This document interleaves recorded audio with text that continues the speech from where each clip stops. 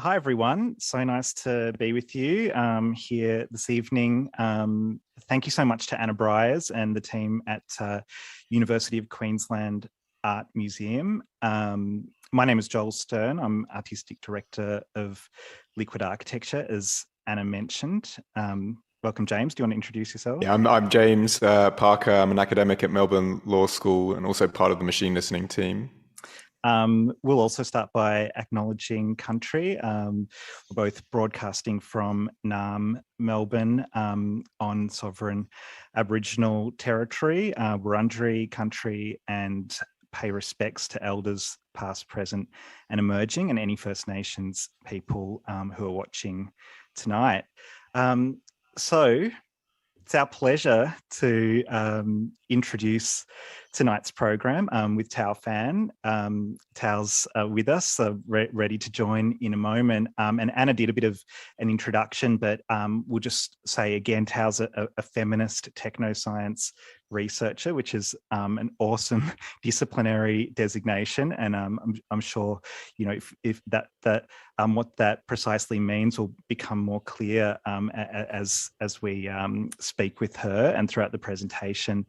She's based at Monash University and is part of the Centre for Excellence for Automated Decision Making and Society that is one of the supporters of this event. She's a postdoctoral researcher there, and Tao's also been involved with machine listening presentations in the past, episodes in the past, specifically around her work that sort of focuses on voice assistants, voice user interfaces, Siri and Alexa, and the political dimensions, the gender, race and class dimensions of those devices. That's how we first sort of came to know Tao's work. So we're going to move, you know, pretty quickly into firstly a brief conversation with Tao that will precede the presentation. We thought it might be worth just saying a little bit more about the machine listening context at the outset to give some grounding for her presentation, because it very generously responds, you know, to quite a specific set of prompts that we laid out in the last episode of machine listening. It took place at Unsound in October last year, called Unnatural Language Processing, and that was the 5th episode. This is the 6th, and so perhaps James, if you want to sort of give a little background and context for the machine listening project, and then we'll move into the specifics of the word processor and Tao. Yeah, sure. I mean, I've just thrown a link in the chat actually to the project website, which is machinelistening.exposed, and you'll find if you head there, archived footage of all of the previous public programs. There have been 6, as Joel mentioned, 4 of them now with Unsound, and then 1 with the Centre for Contemporary Art at NTU Singapore. And we're excited and proud to be working with UQ this evening to sort of extend that program. And that's kind of the format that the machine listening curriculum has taken so far. But in addition to that public program, which sort of it's kind of this collaborative kind of project of investigating across different kind of formats, media, forms of engagement with artists, writers, researchers, activists, this sort of problem or question of machine listening. So you'll find all of that archived there, but you're also going to find a bunch of writing by us, some writing by some of the artists and thinkers we work with, and a substantial library of readings. That's been an important part of this. We're conceiving of this project as a kind of curriculum for collective learning. So there's readings there, I think something like 250 currently, along with other resources. There's an interview series. I think we've got 17 interviews currently with kind of leading thinkers and so on in this area. And there's going to be more coming soon this year. And then most recently, and that's kind of really the important bit to get to, the context for this event is that most recently we've been building a kind of machine listening instrument that we call a word processor. And it's this word processor that Tao's generously agreed to experiment and think with this evening. And this is maybe but really we should give most of, if not all, the credit to Sean Dockeray. And Sean, who along with James and I, is one of the principal instigators and investigators on this project. Sean, if you want to join us and turn on your camera, Sean has been programming and sort of developing the word processor over recent months. And we just wanted to, invite you to say a few words about it too, and also, it's accessible for people to use if they want to. Yeah, that's right, Joel. Thanks. So just before that, I just want to say that I'm speaking from beautiful and currently soggy Ngunnawal and Ngambri country. As James sort of said, one of our approaches to machine listening, like in approaching the topic, has been trying to make tools and resources that we can share more widely, and also invite other people into the project with. So the curriculum is one, and the word processor is the other, is the current one. And it's basically like an attempt to try and materially engage with the technologies that are underlying speech recognition, like as a way of better understanding them and seeing if they can't be put to uses other than commercial exploitation or sort of Zoom transcription. I won't say much more about that now, but I just wanted to acknowledge that the instrument that we've made is based on a transcription and phonetic alignment system provided by a company called Reduct. And it's a US-based company that's co-founded by an artist named Robert Oxshorn, who's been really great to work with over the past year, is an old friend of mine. And yeah, at Unsound, when we did the event in October, we launched it publicly. And so there should be a link. Is it? Yeah, it's in the chat right now. And so anyone is free to use it. And you'll find a bunch of material there that's already preloaded, like videos of tech company ads, talks by tech CEOs, historical footage and the like. And you can sort of use the word processor to reprocess some of that and analyze it in ways that you see fit. And there's also instructions that you'll find at the little clippy icon at the bottom. So yeah, please work with it. And if you want to upload your own material to it, then get in touch with us and we'll be happy to help you out. So that's a long way of saying that that's the word processor.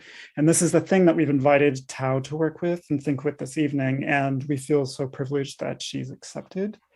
And it's incredibly generous, Tao, of you to take us up on this invitation. Tao, maybe you'd like to turn on your camera and say hello. I think it's finally, the stage has been set for you. Hi, everyone. Yeah. So now that we've introduced the project and the context, we thought as a way of beginning, because partly because of the Zoom context, honestly, that it might be nice to have a little bit of a conversation to introduce you, rather than just sort of run through the motions of your CV and all of your wonderful writing and so on, just to sort of humanize it a little bit and then lead in, let you lead into the lecture when it feels right. So that's the format. We're going to just talk a little bit about your work and what you do and why, and then we'll get into it. Sounds great.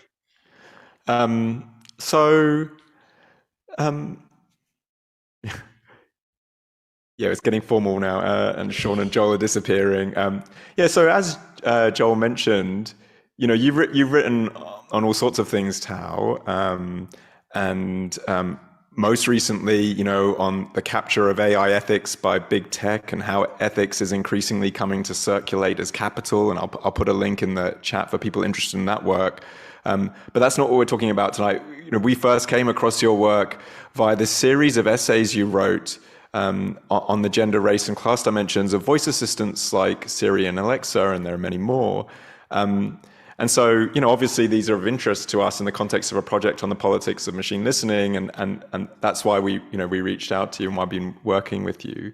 But I thought maybe that's not the place to begin our conversation. I'd like to talk a little bit about that work before we get to the your topic this evening. But where would you like to start? Is there something you'd like to say by way of a kind of a general introduction to the work that you do, why you ended up, working on those things, how that fits into a broader kind of project of yours? Yeah, sure. I mean, thanks so much, James, and really thanks to the whole machine listening team, Sean and Joel as well, and also to Anna Bryars. So I guess the best way to introduce myself is through my kind of disciplinary background.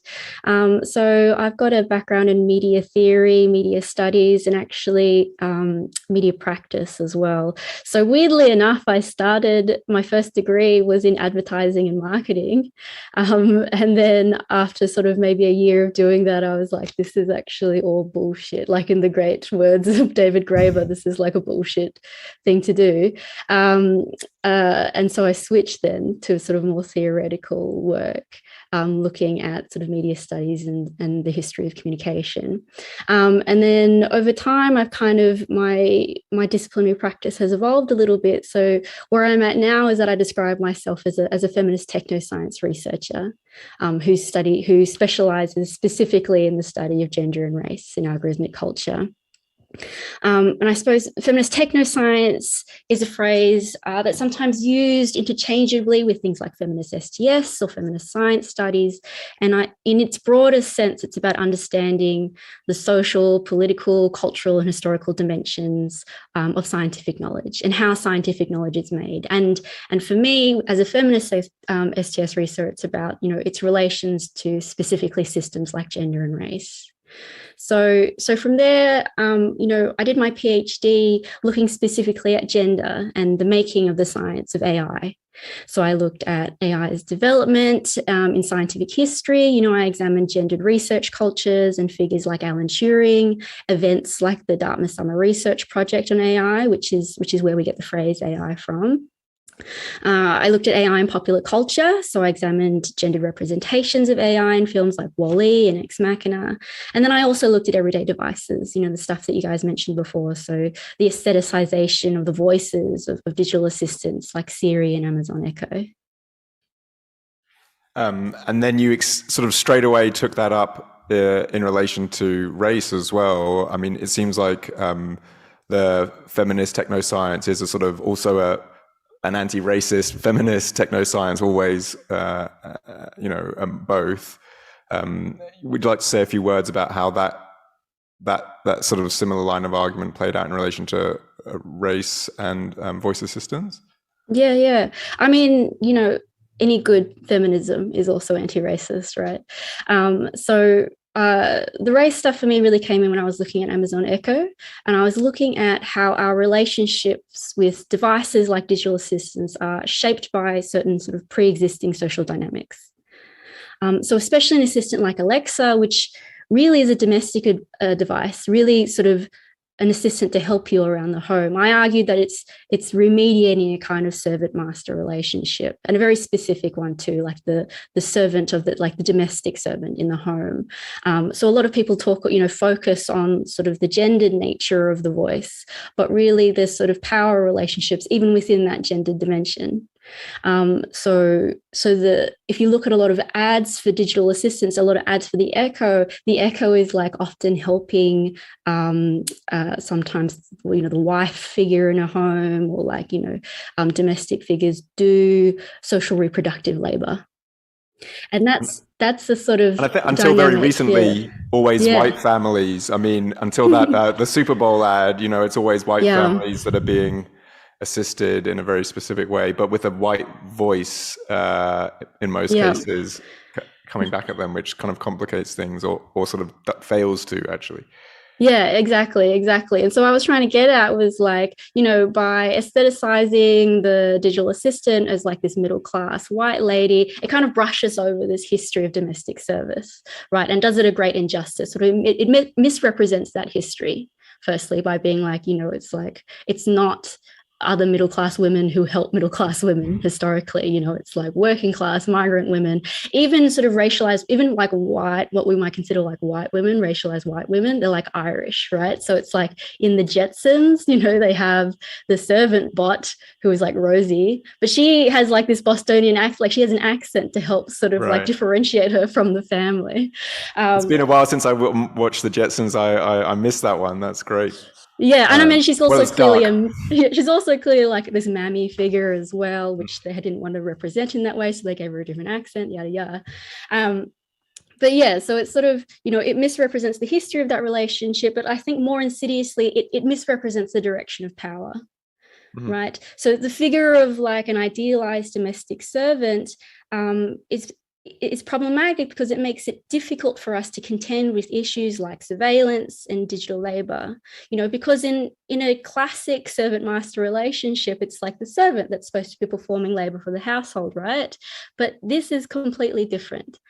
Amazon is not doing work for you. You are working for it. Mm-hmm. And so a lot of my approach to looking at gender and race is looking at how big corporations are strategically deploying gender and race to do certain things. I'd love to talk with you more about that, but I think it might be time to move to the more formal part of this evening. I mean, I've put the links to some of those papers in the chat there, and they're also available in the library on the Machine Listening website. So that's Tao's paper on the materiality of the digital and gendered voice of Siri and Amazon Echo and the aesthetics of whiteness.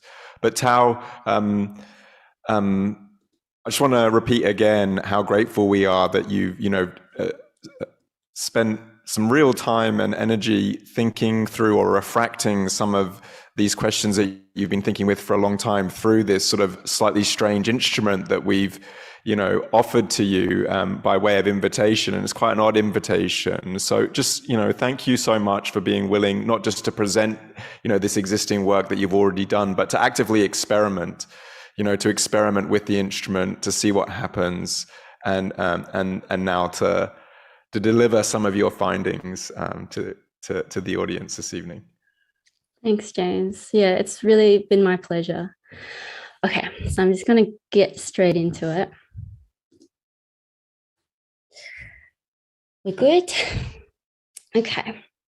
So before I get started, I just wanted to thank you all for generously tuning in. And I also want to say thank you to the Machine Listening team at Liquid Architecture, James Parker, Joel Stern, Sean Dockeray, for the really kind invitation to participate today. And to the UQ Art Museum, in particular Anna Bryars, for hosting this excellent event. If you're in Brisbane, please do go down to see the Don't Be Evil exhibition at the UQ Art Museum, which is centered on many of the same themes that I'll be discussing today. Also, a big thanks to the technical assistants who are working really hard behind the scenes to make sure everything is running so smoothly. Isabella and Sam, thank you. So I'll begin by acknowledging that, unlike the others, I'm calling to you from the traditional traditional lands of the Wurundjeri people of the Kulin Nations. I'd like to pay my respects to the elders past and present, and to acknowledge that sovereignty here was never ceded. While this presentation is focused on my own background and experiences as a child of Vietnamese migrants, I think it's important to recognise that the migrant dream is itself predicated on Indigenous dispossession. In the words of artists and writers Kim Lam and Emma Doe, so-called Australia imagines itself as a nation of opportunity while violently denying First Nations peoples of their lands and rights. I think this is a really important reminder, especially within the context of this talk, that struggles for belonging and recognition are also explicitly tied to struggles for Indigenous land rights, sovereignty, and justice. Okay.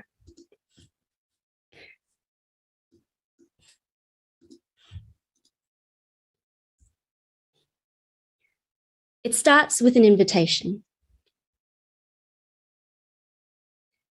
In their introduction to Unnatural Language Processing, an event exploring the history, politics, and artistic potential of automatic speech recognition, our hosts invite us to join them in an experiment in learning to listen like a machine.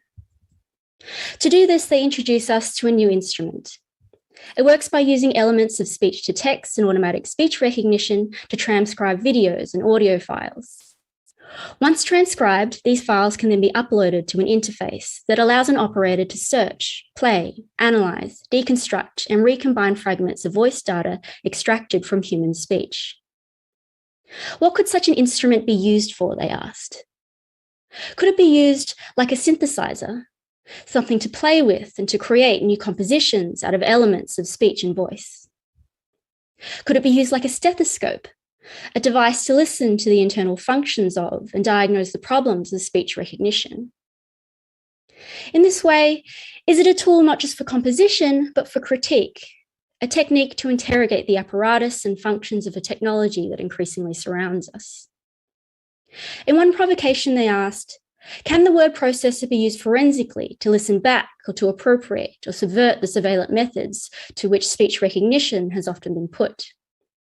Perhaps instead to investigate and problematize its own shortcomings, its own failures to listen well.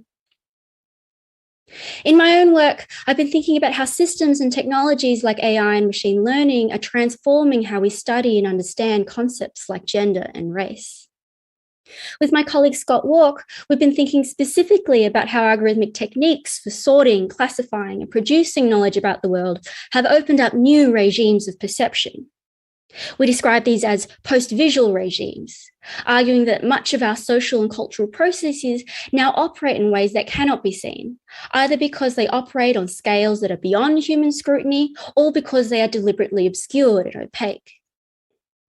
We look at the challenges for studying race within this context, analysing modes of classification that operate through proxies and abstractions that figure racialised bodies not as single coherent subject, but as shifting clusters of data.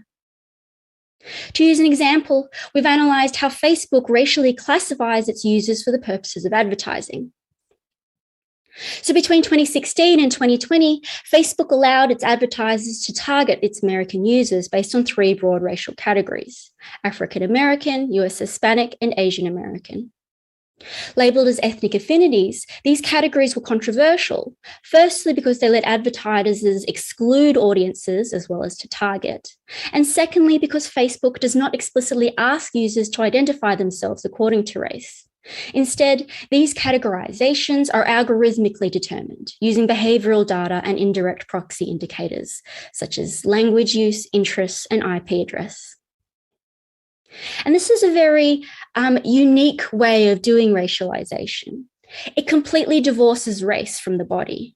So it's no longer associated or explicitly tied to somatic elements like phenotype or genotype. It's also divorced from self-identification, the way that people self-categorize themselves for the purposes of belonging and solidarity. Significantly, it also allows race to be constantly assessed and reassessed based on a continuous flow of behavioral data. So one can shift in and out of racial categories based on new information that you are often unaware is being collected, acted on by processes you're unable to see, and with consequences that are incredibly difficult to document or evidence. For us, grappling with this new mode of racialization is significant for scholars, activists, and others invested in racial justice because it confronts us with some important questions. How can we advocate against a process that operates beyond our perception? How can we keep up with the pace of dynamic classifications that are being assessed and reassessed with every new piece of behavioral data? How do these issues make redundant the traditional tools of resistance? Advocating for inclusion or representation, for example, makes no sense really within a post-visual regime. How can we resist a category we don't even know we've been placed within? And how do we form communities of solidarity under those conditions? So these questions are as much methodological as they are theoretical and conceptual. And we ended this paper with a call to find new tools to help us think, identify, and confront the invisual aspects of racialization we see proliferating today. So when I received this invitation to play and experiment with this instrument, my first thought was, might this be it? Is this the instrument we've been looking for? A method for cracking open the black box of racialization in the algorithmic age? So what follows in this presentation is really a documentation of my processes of stepping into this invitation, of working not just with the tool, but with the machine listening team as they help me to attune to the rhythms and possibilities of our natural language processing. So this talk is divided into 4 parts, each representing a different experiment with the machine listening word processor. Experiment 1, an error in transcription, looks at a small controlled experiment where I use the tool to listen and analyze my own voice saying my own name. Experiment 2, material witness, expands this experiment to a different, though still personal corpus of data, listening to interviews of my family as they code switch between Vietnamese and English. Experiment 3, sameness and replication, focuses on the problem of race, prediction, paranoia, and algorithms. And experiment 4, misrecognizing misrecognition, is a final experiment and reflection on the act of listening to misrecognition. So let's begin.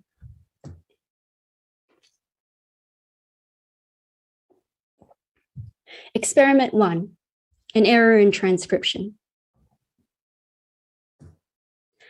Length, duration, time, sentence, syllables, phonemes, parts of speech, letters. These are the elements of metadata extracted from every word transcribed and uploaded to the machine listening word processor. It's on these bits of information that a system designed to automatically recognize, transcribe, and act on speech operates. The word processor displays this data for its users so that they can listen and see how language is passed by a machine.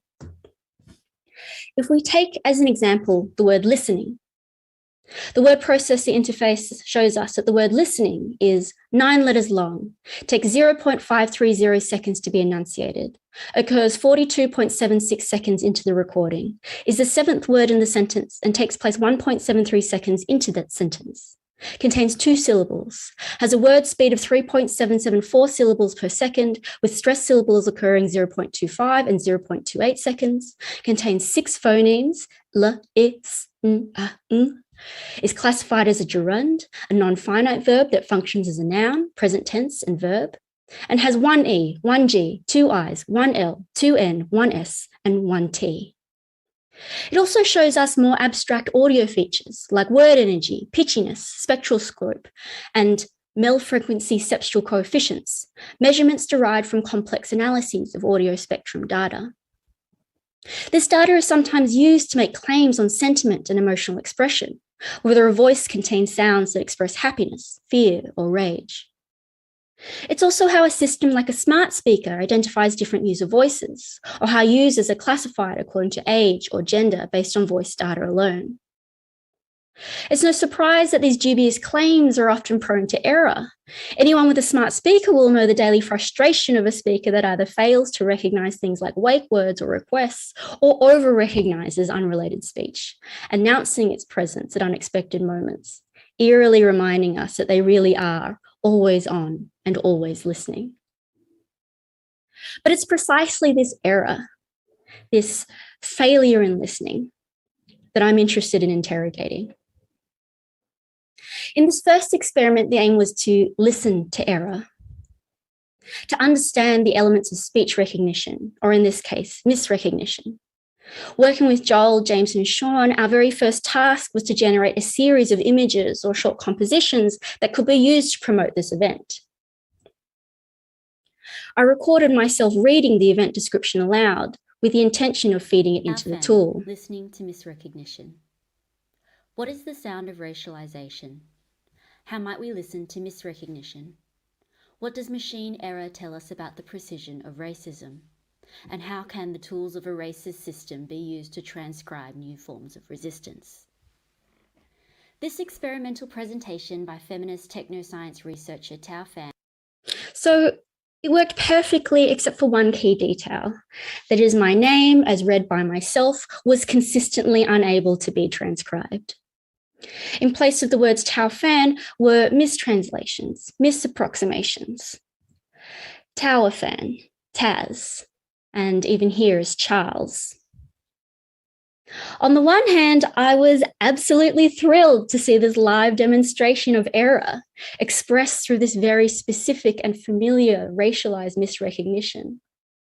To so quickly produce an artifact that in 1 minute and 24 seconds captured a lifetime of schoolyard frustration, of teachers and colleagues and employers and students and call center operators and baristas consistently mispronouncing my name. It reminded me of all the mouths I've seen desperately sounding out letters, making broad proxy noises in the hope that one might approach the right phonetic combination. Charles, Taz, Tawa.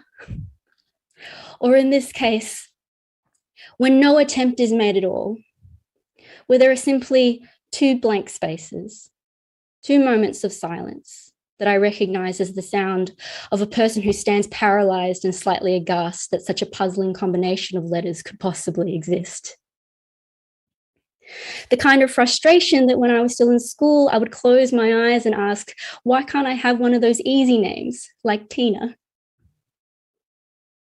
While this moment of error in transcription was perfect for the purposes of understanding misrecognition, it was, however, useless for the purposes of promotion because my name is supposed to be in the title.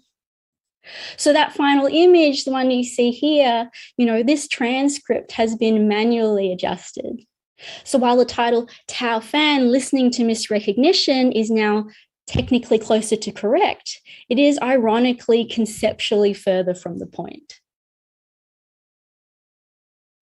I made additional recordings of myself, reading my name aloud, uploading them into the tool, and selecting them so that we could compile and run further tests. And each instance delivered sort of more and more bizarre deviations.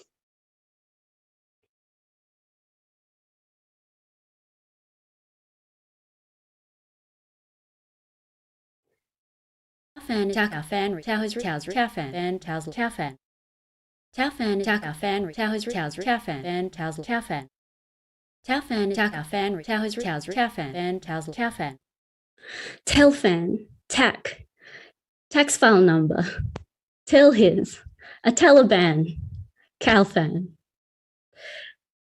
Yet in a sea of error, there was at least one correct transcription, which tells me that it is a part of the vocabulary of training data, but for some reason has rarely had the opportunity to surface.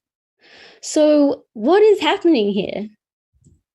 As I mentioned earlier, the word processor can give you information on the metadata for words. Earlier, you may have wondered, why is it that we need to know things like what number word this is in a sentence?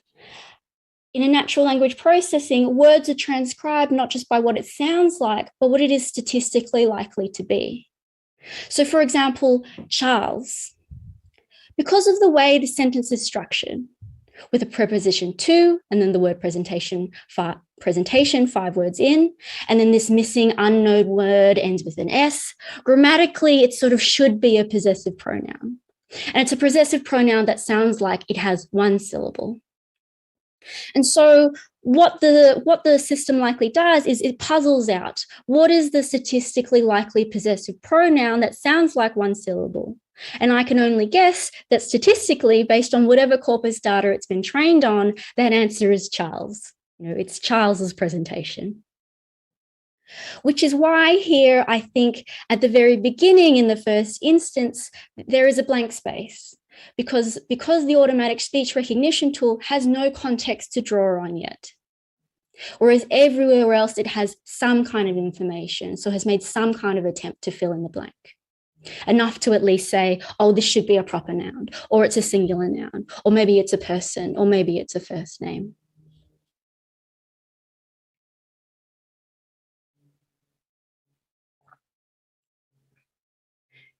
Experiment 2. Material witness. For the media scholar Wendy Chun, such errors, such instances of misrecognition are not just aberrations that should be ignored or corrected out of existence, but instead can function to expose the sexism and the racism that we know are coded into these systems. She uses examples like Amazon's AI hiring program, a program that was trained on the company's past hiring practices, and so learnt to discriminate against female applicants. It systematically downgraded applicants who graduated from historically women's colleges or who listed the word women in their CVs, such as women's chess champion or captain of the women's soccer team. She also draws attention to Amazon's facial recognition program that was being used by Chicago police to identify suspects, and that, when tested by the American Civil Liberties Union, misidentified 28 members of US Congress as criminals, disproportionately giving false positive results for members who are visible minorities, i.e. who are not white.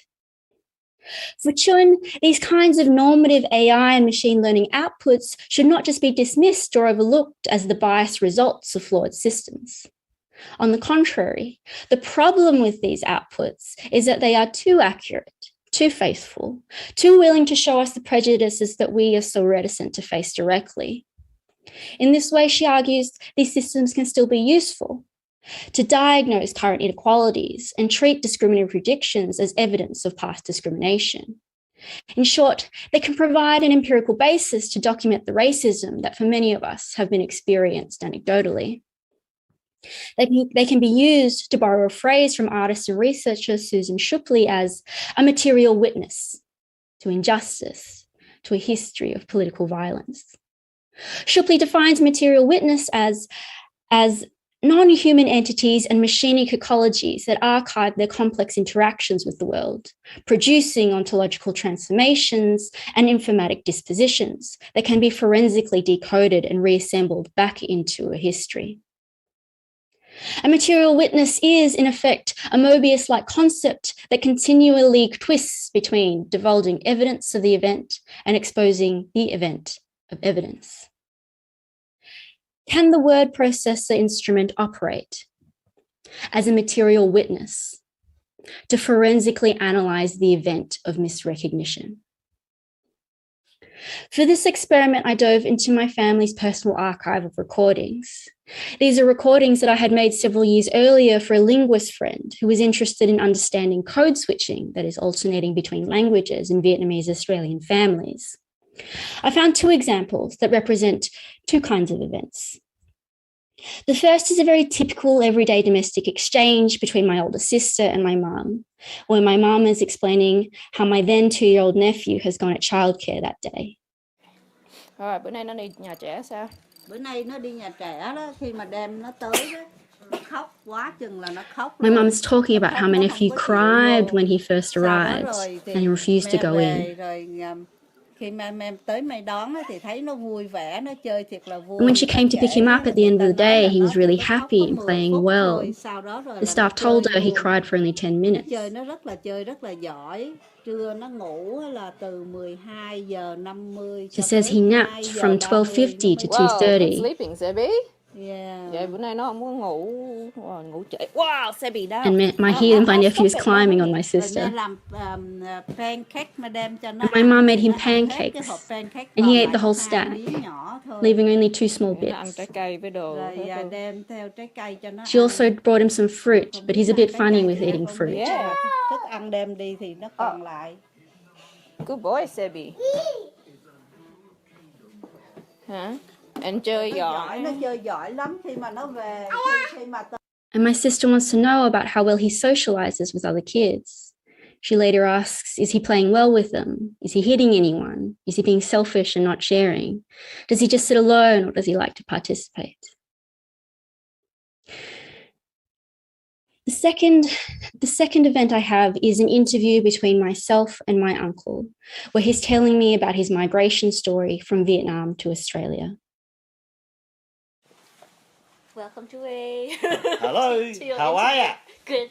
Good. I like it. Welcome to your interview. Yeah, sure. Let's start with talking about your migration story. Migration. That's how I came to Australia. I like that one. Yeah, now. I came to Australia in 1981. I tell you a story how I come. I did not come here like other people. They come with passport and sit on the plane, got flight attendants serving food and sleeping like that. I escaped from Vietnam. I was in a wooden boat. They call boat people. You heard about boat people? I've heard about boat people. Yeah, that con là vượt biên, người vượt biên. Người vượt biên bằng thuyền. boat, yeah, vượt biên bằng thuyền. There is a number of people, they cross the road from Vietnam to Cambodia, Cambodia to Thailand. That one escape by land, on land. They walk. They left there on foot, actually, but I was on the boat. So what we do is we come together. Who's we? We, I. That all the people on the boat, we don't know. Mà chú đi đi với cô My với Yes, I come with your brother and my your brother, my dad. Oh, your dad. Sorry. Your brother. My brother and your dad. Sorry about that. Might be mix up and go berserk here. Yeah.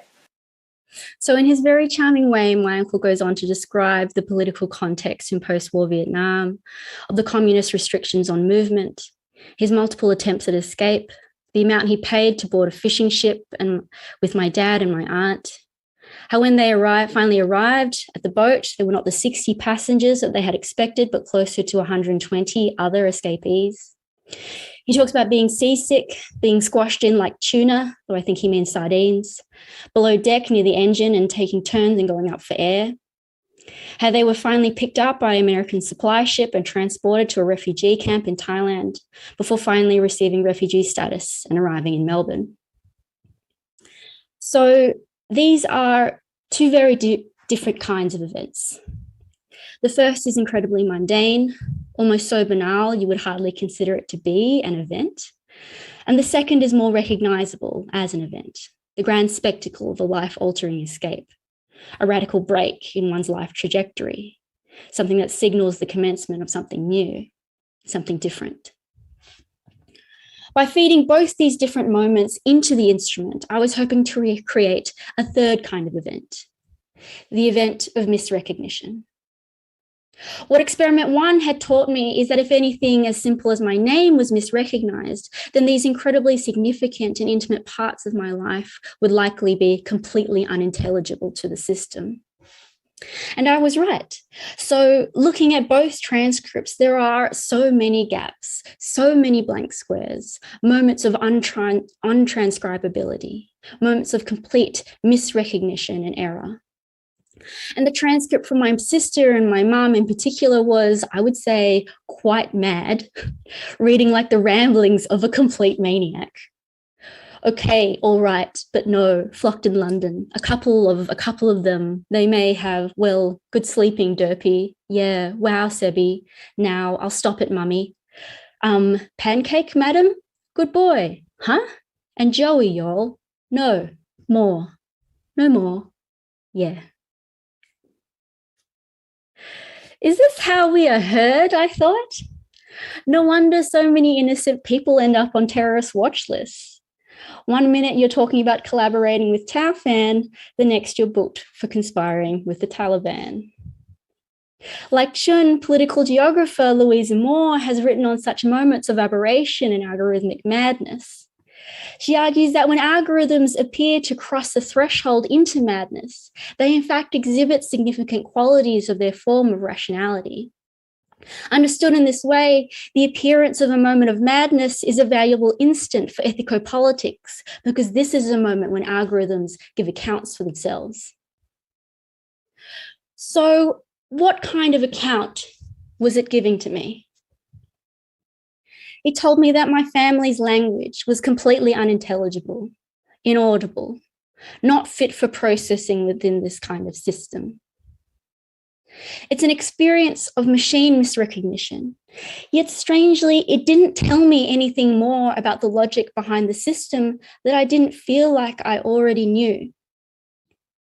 I already knew that proper English is treated as a precondition for institutional and state recognition. I already knew that for people like me and my family, people who code switch, people who speak with an accent, people who deviate in any possible way from a standardized norm are never counted as fully human, even if the arbiter of that decision is a machine. So did I really need this tool to tell me all of that?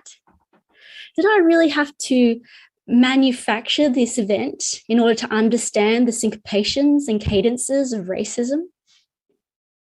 I had to ask myself, Was I evidencing misrecognition, or was I merely replicating it?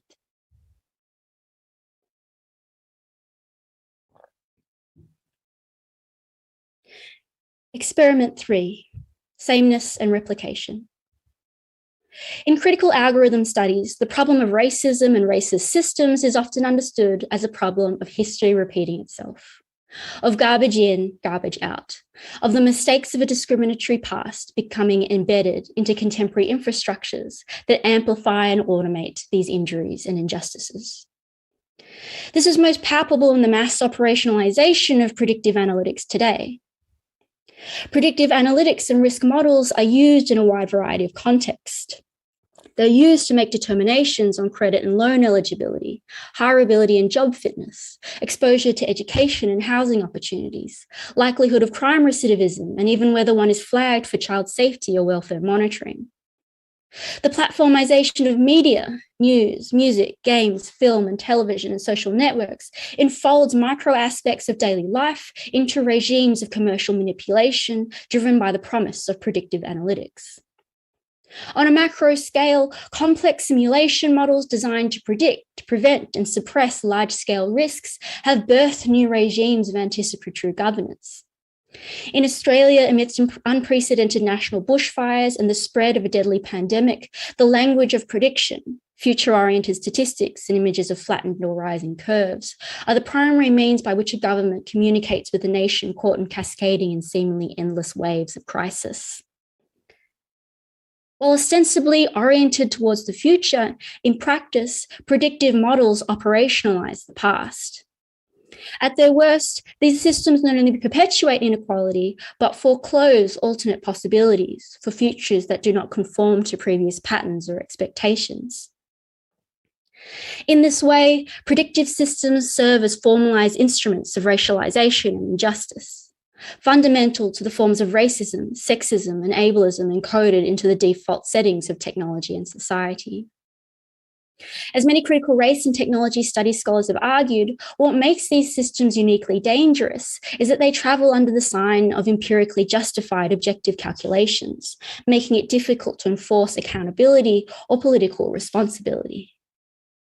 Prediction here proceeds on the regressive logic of sameness and replication, futures that are intelligible so long as they resemble the past. Indeed, these are not futures at all, but self-fulfilling prophecies that, in Wendy Chun's words, closes the world it pretends to open.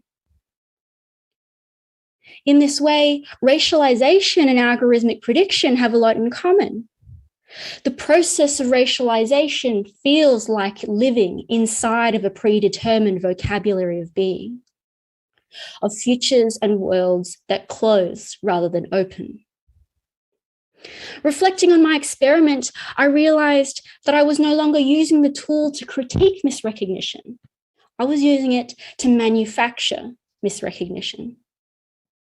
And that in essence, I was committing the same error as the machine of sameness and replication, of a regressive form of prediction, of failing to imagine a world for myself and for my family outside of racism.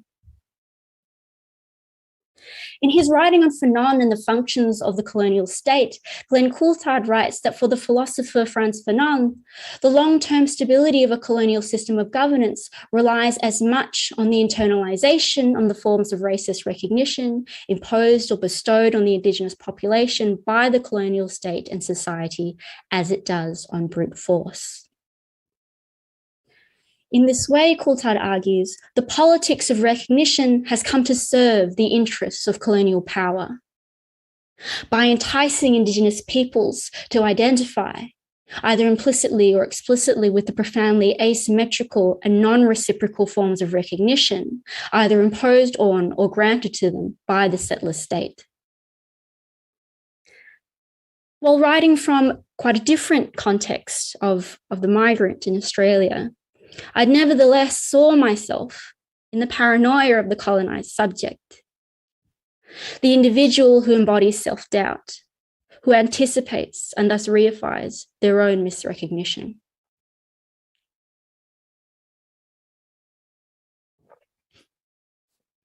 Experiment 4, misrecognizing misrecognition. So I returned again to the instrument, this time with a different question in hand. I revisited the concept of a material witness. Susan Shupley, like myself, is influenced by the legacy of feminist science studies and feminist materialism. She looks at the work of feminist philosophers like Isabel Stengers, and in particular, Stengers' insistence to let matter speak for itself. Shupley writes that Stengers admonished scientists who came to their subjects with their hypotheses well in hand and sought merely to test its validity and thus confirm or deny their initial premise. Stengers says, I'm beginning to suspect that a large part of the research has been done with the ulterior motive of imposing an answer on it. If only we were content to let the material speak. Researchers, she argues, must accept the possibility that it is not man, but the material that asks the questions, that has the story to tell. Rather than submit myself or my loved ones to another contrived experiment in misrecognition, I decided to try something else. I let the machine listen to itself. In my last engagement with the UQ Art Museum for their online exhibition titled Conflict in My Outlook, we met online, I wrote an essay on digital assistance and accent regionalisation. I looked at an ad launching the new Google Assistant in Australia that featured a very charming Australian accented voice. I looked at how accent regionalisation is one of the techniques by which companies create what is often called a natural sounding voice. For human-computer interaction researchers, human nature is commonly understood through the lens of evolutionary psychology. The result being that conservative design decisions like default female voices or overly white-sounding voices are justified using the excuse that it's just human nature to make those choices. I wondered if the word processor tool might agree. With a perfectly optimized voice, could the speech recognition system pass another speech recognition system? So I fed that ad into the instrument with the following result.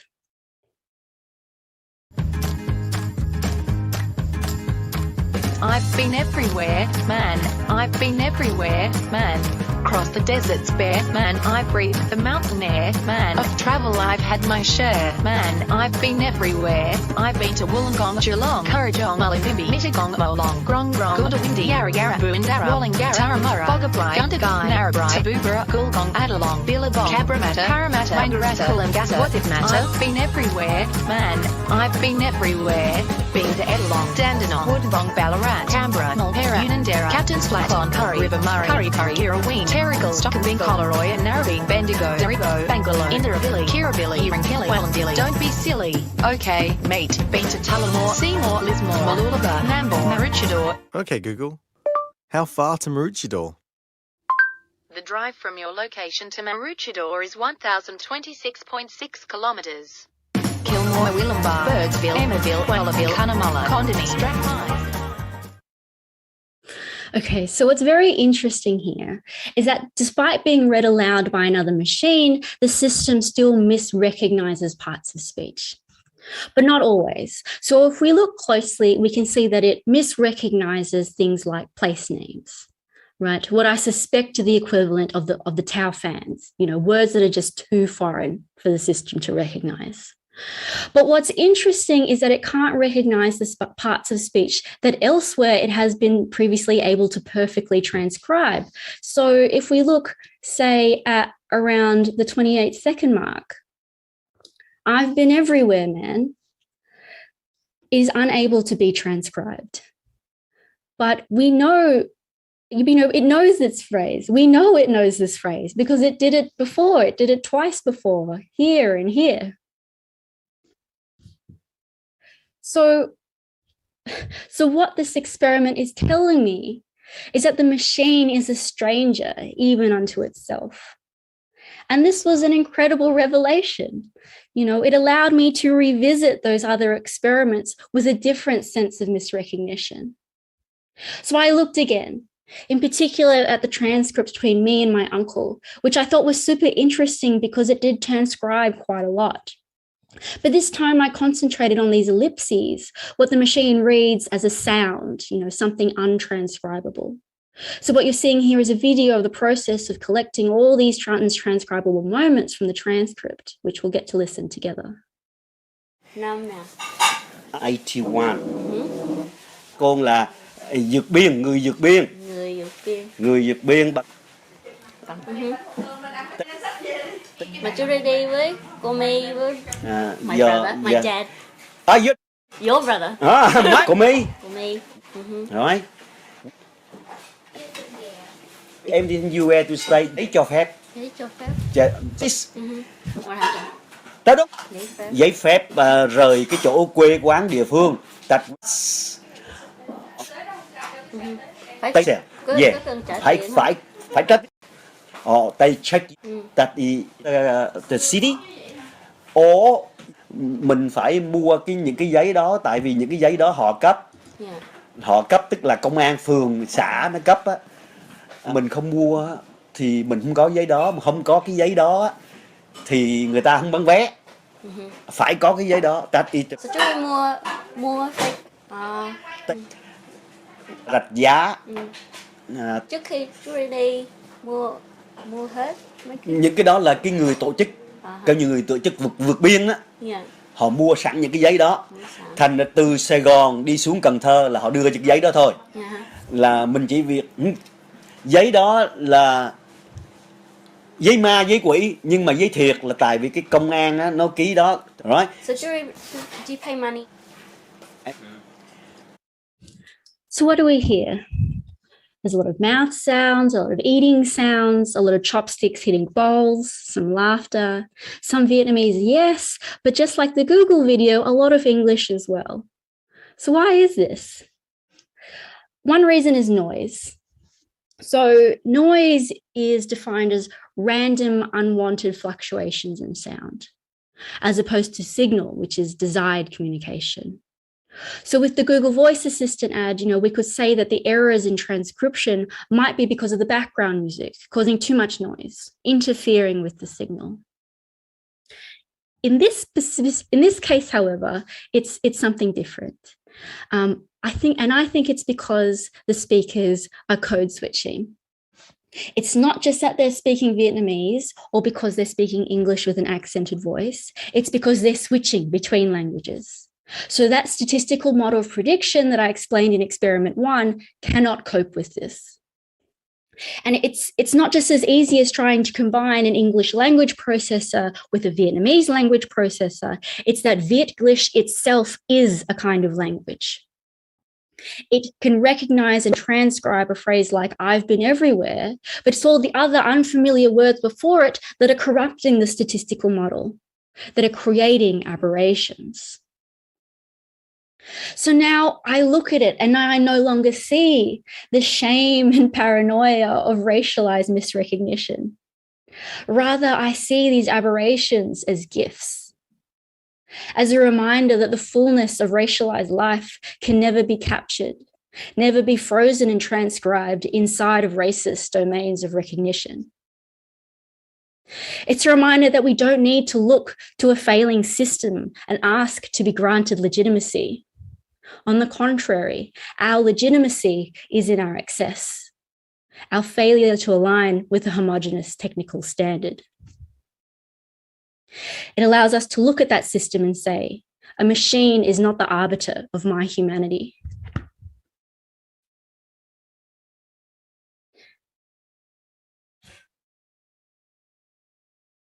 It ends with an invitation.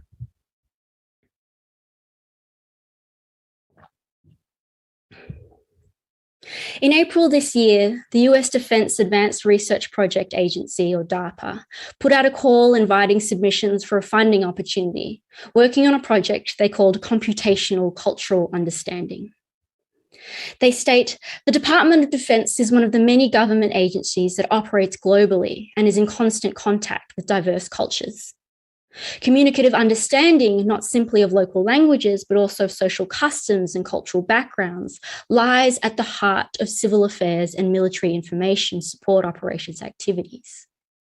With this in mind, the aims of this project are to create a cross-cultural language understanding service, to improve the Department of Defense's operators' situational awareness and ability to effectively interact with diverse international audiences.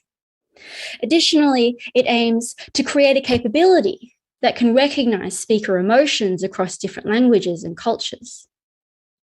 Human interpreters continuously monitor emotional feedback from conversational participants, using this information to gauge how the interaction is progressing and alter the exchange as needed. In order to interpret speaker emotions as influenced by sociocultural context, the CCU will focus on developing multimodal human language technologies capable of generalizing their recognition of emotion across different languages and cultures. CCU seeks to create capabilities to detect significant changes in communication that could indicate impending conflict or dispute. While promising change detections methods exist, current frameworks lack an understanding of which features are most crucial to detecting imminent communicative failure. In short, the American Department of Defense would like to create an AI-enabled translation tool that translates not only language, but emotion and culture, and that can flag any potentially threatening tones in the voice of its interlocutors. It's my great fear that my experiments today, or really any of my work, would be used for a project like this. That an organization like DARPA would look to my forensic analysis for inspiration on how to solve the problem of transcribing race and bilingualism. As someone who researches new technology, I always feel like I'm running from co-option, that my critiques might actually be used to sustain the oppressive technocracy I'm trying to tear down. And I don't think there's an easy way to avoid this, aside from reiterating again and again that optimization isn't the answer, and to hope that someone, aside from a machine, is listening. The misalignments between the world and computational processes are not errors to be fixed, but are spaces of resistance and possibility that we would be foolish to submit to technological capture. In the words of cultural theorist Ramon Amaro, if we accept the present matrix of computational systems as a normalizing logics, then perhaps we should turn away from our dependencies on the artificial to activate the internal halls of possibilities that pre-exist in human potentiality. Thank you very much.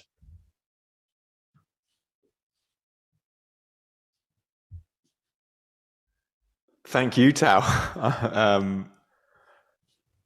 That's a very kind of heavy note to end on. That was just absolutely incredible, and I've been desperately trying to formulate a question, but the hits keep coming. You know, I had one lined up before we got to the Department of Defense, and then pivoted, and it's just such a rich presentation, and I think it might be best to sort of acknowledge the richness of the presentation and kind of and wrap things up. And you know, everybody's got a lot of Zoom fatigue, and I for one want to come back to the archive of this presentation and watch and listen to it again. So I mean, I just want to reiterate again, not just to say thank you for, you know, presenting your work and doing it on Zoom and the fact that it was so interesting, but it's not, people don't, you know, take up this kind of invitation very often. It's so amazing of you to work with the instrument and to subject, you know, your own family history and, you know, story to this kind of system. I just wanted to say thank you. I mean, I think I've just seen somebody in the chat say that they would do a Zoom standing ovation if they could. And so, yeah, I think that's really the note to end on, to say thank you. I really look forward to listening to this again. Maybe we can think about ways of publishing it and so on. And Joel and Sean, and we've probably got some other thank yous to say, maybe to UQ and to Anna. Who am I missing? Yes, to UQ and to Anna Bryars, of course, and to Sam Carmex, who has been producing and queuing up all the videos and making sure everything looks and sounds good. And I'll just also add to the chorus of gratitude to Tao. Yeah, that was amazing. It was so exciting to have your response to the provocation.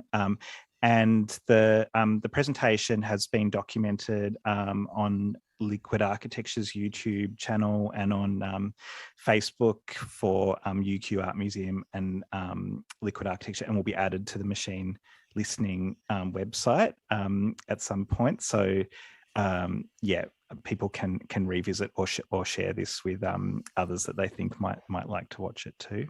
Everyone. Sean, did you want to say anything before we sign off? He's so misrecognized, he's completely muted, unfortunately. No worries. All right. Should we say thank you then? And it was just an absolute pleasure working with you, Tao and Anna. And yeah, thank you so much.